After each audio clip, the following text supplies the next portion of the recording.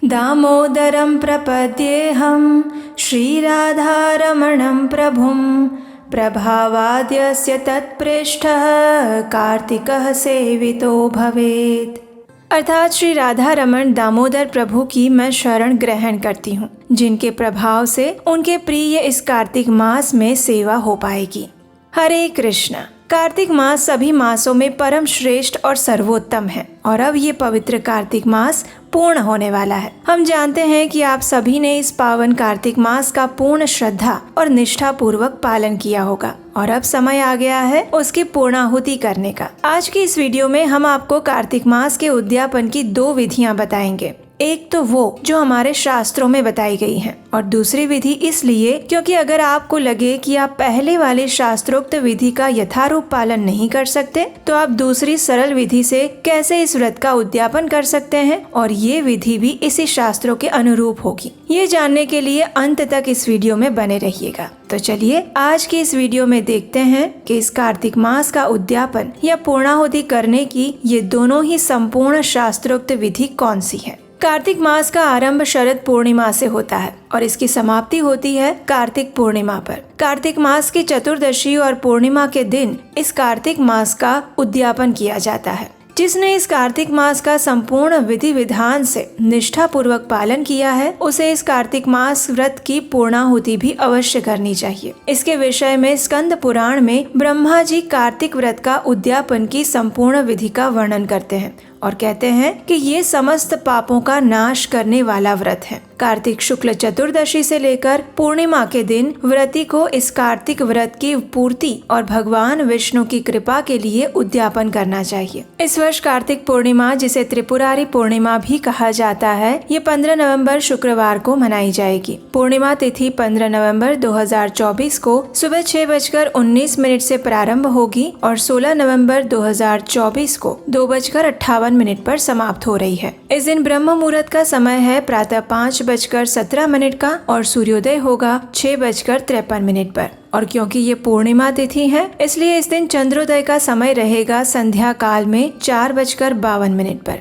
आइए अब देखते हैं कि इस दिन उद्यापन कैसे करना चाहिए। सबसे पहले हम बात करते हैं कि हमारे शास्त्रों में किस प्रकार इस व्रत का उद्यापन करने के लिए बताया गया है। तो हमारे पुराणों में कहा गया है कि भगवान कार्तिक शुक्ल पक्ष की द्वादशी तिथि को योग निद्रा से उठते हैं, त्रयोदशी को देवताओं से मिले और फिर चतुर्दशी को सभी ने उनके दर्शन और पूजन किया। इसलिए इस तिथि पर भगवान की पूजा करनी चाहिए। इसीलिए कार्तिक मास के शुक्ल पक्ष की चतुर्दशी तिथि के दिन ब्रह्म मुहूर्त में उठकर स्नान इत्यादि करके अपने घर के आंगन में या फिर संभव हो तो कोई सार्वजनिक स्थान पर या फिर मंदिर के प्रांगण में तुलसी देवी के ऊपर एक सुंदर मंडप बनाएं। इसे केले के पत्तों और विभिन्न प्रकार के फूलों से सजाएं। मंडप के चारों ओर दीपक प्रज्वलित करना चाहिए। तोरण बांधकर 4 द्वार बनाकर उन्हें पुष्पों और पताकाओं से सजाएं। प्रत्येक द्वार पर मिट्टी के 8 द्वारपाल बनाए जाएं और उन्हें स्थापित किए जाए। उनकी पूजा अर्चना की जाए। ये द्वारपाल हैं जय, विजय, चंड, प्रचंड, नंद, सुनंद, कुमुद और कुमुदाक्ष। इन्हें चारों द्वारों पर 2-2 के क्रम में स्थापित करके उनकी भक्ति भाव से निष्ठा पूर्वक पूजा करनी चाहिए। और फिर तुलसी जी की जड़ के पास 4 रंगों का सुंदर सर्वतोभद्र मंडल बनाकर उसके ऊपर पूर्ण पत्र और पंचरत्न से संयुक्त कलश की स्थापना की जाए। तत्पश्चात श्री लक्ष्मी नारायण की स्वर्ण प्रतिमा मध्य में स्थापित करके नवग्रह, उपग्रह, 10 दिक्पालों और 5 लोकपालों की स्थापना करें। फिर सर्वप्रथम स्वस्ति वाचन करके गणेश जी और भगवान विष्णु का षोडश उपचार यानी पूजन के पूर्ण अंग जो कि 16 है उनसे उनका स्वागत सत्कार और पूजन विधि की जाए। और ये षोडश उपचार के 16 अंग हैं आसन, स्वागत, पाद्य, अर्घ्य, आचमनीय, मधुपर्क, यज्ञोपवीत, स्नान, वस्त्र, आभरण, गंध, पुष्प, धूप, दीप, चंदन और नैवेद्य। भगवान को पीले वस्त्रों की पोशाक पहनाकर शय्या दान किया जाए। इस दिन संपूर्ण व्रत का पालन किया जाता है, उपवास रखा जाता है और गीत, वाद्य, कीर्तन आदि करते हुए रात्रि में जागरण किया जाता है। जो व्यक्ति जाग कर भगवान विष्णु के श्लोकों का जप करता है, उनके पवित्र हरे कृष्ण महामंत्र का जप करता है, वो सैकड़ों जन्मों के पापों से मुक्त हो जाता है। फिर पूर्णिमा के दिन पत्नी के साथ ब्राह्मण को आमंत्रित किया जाए। पूर्णिमा के दिन भी प्रातःकाल ब्रह्म मुहूर्त में उठकर प्रातः कार्तिक स्नान करने के बाद भगवान की नित्य सेवा, पूजा और मंगला आरती की जाए। तुलसी देवी को प्रणाम करके उनके समक्ष दीपक जलाकर उनकी परिक्रमा करके हरे कृष्ण महामंत्र का जप करें और फिर वेदी पर अग्नि स्थापित करें और अतो देवता आदि का जप करते हुए देवाधिदेव भगवान श्री हरि को प्रसन्न करने के लिए तिल और खीर की आहुति देनी चाहिए। इस होम का अनुष्ठान करके भक्ति पूर्वक ब्राह्मणों की पूजा करें, ब्राह्मणों को भोजन करवाएं और उन्हें यथाशक्ति दक्षिणा दें। गायों का पूजन करने के बाद गाय का दान करें। एक ब्राह्मण को उसकी पत्नी के सहित भोजन करवाना चाहिए और दोनों को वस्त्रों का दान करके दंडवत नमस्कार करके उनका आशीर्वाद प्राप्त करें। इस प्रकार शास्त्रों में बताई गई विधि से आप कार्तिक व्रत की पूर्णाहुति करें। तो ये तो थी पुराण में बताई गई विधि, लेकिन अगर आपको लगता है कि आपके लिए ये सभी नियमों का पालन करना थोड़ा कठिन है, तो आप इस सरल और व्यवहारिक विधि से भी अपने कार्तिक मास का उद्यापन कर सकते हैं। ये भी शास्त्र अनुकूल ही विधि है। तो कार्तिक मास का उद्यापन करने के लिए सबसे पहले कार्तिक पूर्णिमा के दिन प्रातः ब्रह्म मुहूर्त में उठ जाएं। उस दिन पवित्र गंगा नदी में या फिर गंगा जल अपने स्नान के पानी में डालकर सभी नदियों का आवाहन करते हुए कार्तिक मास का अंतिम प्रातः स्नान करें। स्नान करते समय इस मंत्र का उच्चारण करें। गंगेश्च यमुने चैव गोदावरी सरस्वती नर्मदे सिंधु कावेरी जलस्मिन् सन्निधिं कुरु। अगर आप ये श्लोक नहीं बोल सकते तो उसका अनुवाद बोलिए, और वो अनुवाद इस प्रकार है। हे गंगे, हे यमुने, हे गोदावरी, हे सरस्वती, हे नर्मदे, हे सिंधु, हे कावेरी, इस जल में अवस्थान करें। इस प्रकार स्नान करने के बाद आप अपने घर में, मंदिर में या फिर पूजा के स्थान पर जाकर उसे सबसे पहले स्वच्छ करें। वहाँ एक मध्यम उच्च आसन पर तुलसी देवी को विराजमान करें और फिर भगवान को जगाएं। सबसे पहले हाथ में जल लेकर आचमन करें और फिर सर्वप्रथम अपने गुरु का स्मरण करें। उसके बाद भगवान का जयकार करते हुए भगवान को जगाएं। अगर शंख बजा सकते हैं तो श्रेष्ठ है, अगर नहीं तो सिर्फ घंटी बजाकर भगवान को जगाइए। उसके बाद भगवान की मंगला आरती करें। अगर घर पर मंगला आरती करना आपके लिए संभव नहीं है तो आप मंदिर में जाकर करें या फिर ऑनलाइन इस्कॉन वृंदावन या इस्कॉन मायापुर के YouTube चैनल पर प्रातः 4:30 बजे आने वाली मंगला आरती का दर्शन भी कर सकते हैं। अब तुलसी देवी की पूजा अर्चना कीजिए। उन्हें सबसे पहले आवश्यकता अनुसार जल दीजिए। उसके बाद उनकी आरती कीजिए। 7 बार उन्हें अगरबत्ती दिखाकर धूप अर्पित करें। उसके बाद 7 बार दीप दिखाकर और फिर 7 बार पुष्प को भी दाईं ओर घुमाकर अर्पित करें। इस प्रकार उनकी आरती करने के बाद अब उनकी प्रदक्षिणा करें। तुलसी देवी की आरती अगर आप जानते हैं तो आप अपनी स्थानिक परंपरा अनुसार गाकर कर सकते हैं, या फिर तुलसी देवी की आरती आपको हमारे चैनल पर भी मिल जाएगी। उसे श्रवण करते हुए भी आप आरती कर सकते हैं। आरती करने के बाद अब उनकी प्रदक्षिणा करने का समय है। प्रदक्षिणा करते समय इस मंत्र का उच्चारण करें। यानि कानि च पापानि ब्रह्म हत्यादिकानि च तानि तानि प्रणश्यन्ति प्रदक्षिणा पदे पदे। इस प्रकार तुलसी देवी की कम से कम 4 बार परिक्रमा करके अब उन्हें प्रणाम करें और इस मंत्र का उच्चारण करें। वृंदायै तुलसी देव्यायै प्रियायै केशवस्य च कृष्ण भक्ति प्रदे देवी सत्यवत्यै नमो नमः। इस प्रकार तुलसी देवी को प्रणाम करके उनसे ये प्रार्थना करें। हे भगवान श्री कृष्ण की प्रिया और उनकी शुद्ध भक्ति प्रदान करने वाली तुलसी देवी, आज मैं अपने कार्तिक मास व्रत का उद्यापन करने जा रही हूँ। कृपया आप मुझे अपना आशीर्वाद प्रदान करें और इस संपूर्ण व्रत के दौरान आपकी सेवा पूजा में अगर मुझसे कोई त्रुटि रह गई हो तो उसके लिए क्षमा करें। हे भगवान की प्रिया तुलसी देवी, कृपया मुझे भगवान श्री कृष्ण की शुद्ध भक्ति प्रदान करें। इस प्रकार तुलसी देवी को प्रणाम और पूजा अर्पित करने के बाद अब उनके समक्ष बैठकर हरे कृष्ण महामंत्र यानी हरे कृष्ण कृष्ण कृष्ण हरे हरे, हरे राम राम राम हरे हरे इस महामंत्र का जप करें। इस दिन आप अपनी क्षमता अनुसार अधिक से अधिक संख्या में इस महामंत्र का माला के ऊपर जप करें। माला पर जप करने के बाद अब भगवान को अर्पित करने के लिए कुछ स्वादिष्ट और सात्विक अन्न भोग बनाएं। भोग बनाने से पहले श्रीमती राधा रानी से इस प्रकार प्रार्थना करें। हे श्रीमती राधा रानी, हे इस कार्तिक मास की अधिष्ठात्री देवी, आज मैं अपने इस कार्तिक मास की पूर्णाहुति करने जा रही हूँ और उसके लिए आपके प्रिय भगवान श्री केशव के लिए कुछ भोग बनाने जा रही हूँ। कृपया आप इसका निरीक्षण और परीक्षण करें और इसे भगवान के योग्य बनाने की क्षमता और आशीर्वाद मुझे प्रदान करें। इस प्रकार राधा रानी से प्रार्थना करते हुए भगवान के पवित्र हरिनाम या उनकी कथा का श्रवण करते हुए भोग तैयार करें। उसके बाद उस पर गंगा जल छिड़क कर उसमें तुलसी पत्र रखें और भगवान को अर्पित करें। जब आप भगवान को भोग अर्पित करते हैं तो सबसे पहले गुरु को याद करना चाहिए, उन्हें ये भोग अर्पित करना चाहिए और उसके बाद राधा रानी से प्रार्थना करनी चाहिए कि वो ये भोग श्री कृष्ण तक लेकर जाएं। इस भोग में आप वो चीज अवश्य बनाएं जो आपने संपूर्ण कार्तिक मास के दौरान छोड़ दी थी। यानी अगर आपने संपूर्ण कार्तिक मास फल, जल और एकादशी प्रसाद के साथ किया था तो आप अन्न प्रसाद बनाएं। अगर एक समय अन्न लिया था और आपके प्रिय किसी मिष्ठान या मिठाई का त्याग किया था तो उसे भोग में अवश्य बनाएं।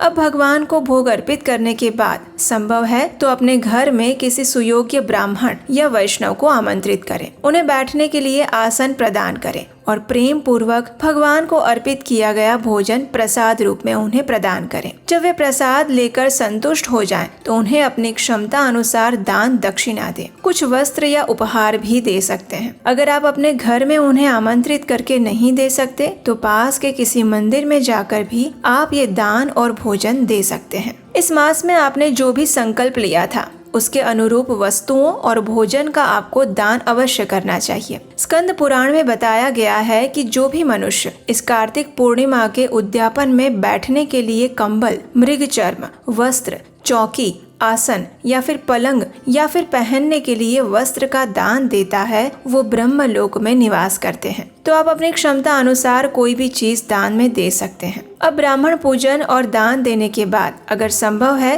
तो गाय माता की पूजा करें। उन्हें भी भगवान को अर्पित कुछ भोजन प्रसाद खिलाएं और उनसे आशीर्वाद की याचना करें। आप किसी गौशाला में जाकर भी दान दे सकते हैं। अगर आपके घर के आसपास में पीपल का वृक्ष है तो आप उसकी भी पूजा अर्चना करके उसे जल अर्पित कर सकते हैं और उससे भी इस कार्तिक मास के पूर्णाहुति पर आशीर्वाद की याचना कर सकते हैं। अब आप स्वयं भगवान श्री हरि के समक्ष जाएं और अपने इस कार्तिक मास व्रत का पारण करने का संकल्प लें। सबसे पहले हाथ में गंगा जल लीजिए और भगवान श्री हरि से प्रार्थना करते हुए इस प्रकार कहिए, हे दामोदर, हे परम भगवान श्री कृष्ण, मैंने अपनी मर्यादित क्षमता और बुद्धि के अनुसार इस कार्तिक मास के पवित्र व्रत का पालन करने का प्रयास किया था। इसमें मुझसे कई त्रुटियां भी हुई है। उसके लिए आप मुझे अज्ञानी और आपका दास समझकर क्षमा कर दीजिएगा। आप मेरे शुद्ध भाव को ही स्वीकार कीजिएगा और मुझे आशीर्वाद प्रदान करिए कि मेरा मन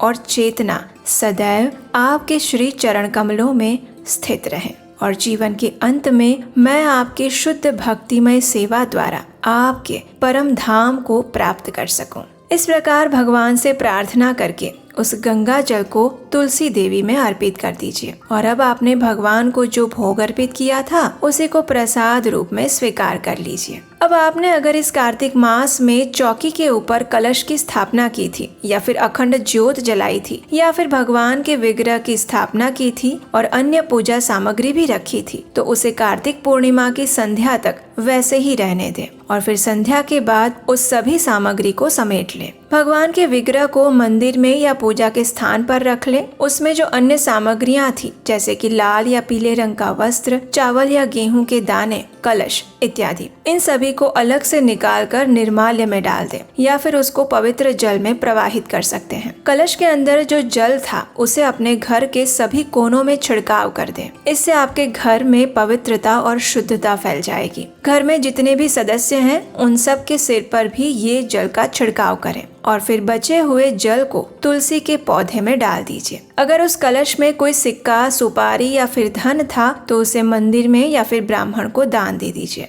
इस प्रकार आप संपूर्ण विधि विधान के साथ इस कार्तिक मास का उद्यापन कर सकते हैं और इस व्रत का पूर्ण फल भी प्राप्त कर सकते हैं। स्कंद पुराण में स्वयं ब्रह्मा जी कहते हैं कि कार्तिक मास में इस विधि का पालन करना चाहिए। जो भी मनुष्य इस प्रकार कार्तिक व्रत का पालन करता है और उसका उद्यापन करता है वो धन्य है और पूजनीय है। उसे उत्तम फल की प्राप्ति अवश्य होती है। जो भी भगवान श्री हरि की भक्ति में समर्पित होकर कार्तिक व्रत का पालन करता है उसके सभी पाप तुरंत नष्ट हो जाते हैं। जो कार्तिक मास के उद्यापन के महात्म्य को भी श्रद्धा पूर्वक सुनता है वो भगवान श्री हरि का सानिध्य प्राप्त करता है। इस प्रकार कार्तिक व्रत का उद्यापन करने से व्यक्ति अपने समस्त पितरों का भी उद्धार कर लेता है। जो पितृ नरक में रहते हैं उसे भी परम पद की प्राप्ति हो जाती है। स्कंद पुराण में ये भी बताया गया है कि यदि कोई इस प्रकार विधि विधान के साथ उद्यापन करने में असमर्थ हो तब पर भी उसे अपने घर पर भगवान श्री हरि की पूजा आराधना करके उनके समक्ष अपने क्षमता अनुसार सात्विक भोजन का भोग लगाकर